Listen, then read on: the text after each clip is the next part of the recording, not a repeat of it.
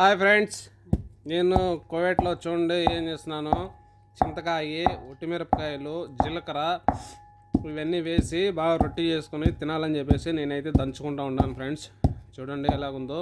చలికాలం భలే రుచిగా ఉంటుంది దంచుకొని తింటే.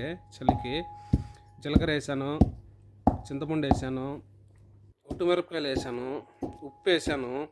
బాగా ఉంట మాదిరికి వచ్చేంత వరకు దంచాలా. ఒక 20 నిమిషాల దాకా దంచాలి ఫ్రెండ్స్. అప్పుడు టేస్ట్కి వస్తుంది.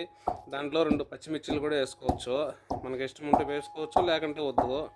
చూడండి ఫ్రెండ్స్ ఎలాగుందో. దంచుకొని తింటే ఆ టేస్టే వేరే, ఆ రుచే వేరే ఉంటుంది.